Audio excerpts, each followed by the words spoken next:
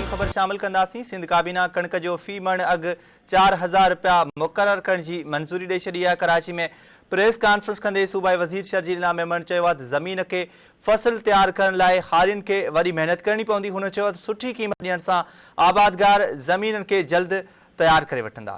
शर्जील मेमण चयो आहे त हिन साल कणक जी पैदावार न थी त ॾुकार वारी सूरत हाल पैदा थी वेंदी। इतलात वारे सूबाई वज़ीर चयो आहे त पर डे मां 9000 फी मण के हिसाब से कणक घुराई वेंदी है, जंहिंजो मतलब त पंहिंजे आबादकारनि खे फ़ाइदो ॾियण बदिरां ॿियनि मुल्कनि खे फ़ाइदो पहुचायूं पिया।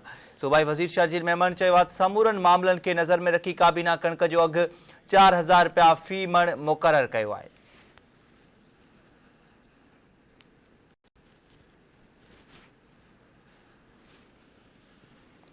अहम ख़बर अवां सां शेयर कंदा हलूं पिया। सिंध काबीना कणक जो फी मण 4000 रुपया मुक़रर करण जी मंज़ूरी ॾेई छॾी आहे। कराची में प्रेस कॉन्फ्रेंस कंदे सूबाई वज़ीर शर्जील इनाम मेमण चयो आहे त ज़मीन खे फसल तैयार करण लाइ हारियुनि खे वॾी महिनत करणी पवंदी। हुन चयो आहे त सुठी क़ीमत ॾियण सां आबादगार ज़मीन खे जल्द तैयार करे वठंदा।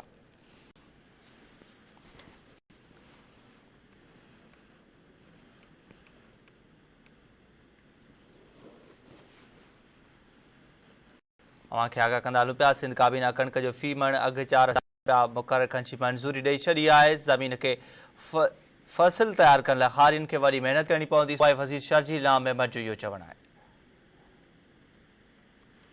सूबाई वज़ीर शर्जील मेमण चयो आहे त समूरनि मामलनि खे नज़र में रखी काबीना कणक जो अघु 4000 रुपया फी मण मुक़रर कयो आहे।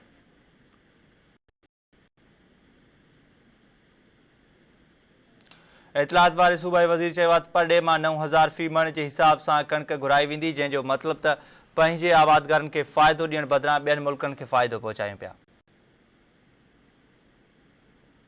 शर्जील मेमण चयो आहे त हिन साल कणक जी पैदावार न थी त ॾुकार वारी सूरत हाल पैदा थी वेंदी। अहम ख़बर अवां सां शेयर कंदा हलूं नाज़रीन। सिंध काबीना कणक जो फी मण अघु 4000 रुपया मुक़रर करण जी मंज़ूरी ॾेई छॾी आहे। कराची में प्रेस कॉन्फ्रेंस कंदे सूबाई वज़ीर शर्जील मेमण चयो आहे त ज़मीन खे फसल तैयार करण लाइ हारियुनि खे वॾी महिनत करणी पवंदी। हुन चयो त सुठी क़ीमत ॾियण सां आबादगार ज़मीन खे जल्द तैयार करे वठंदा।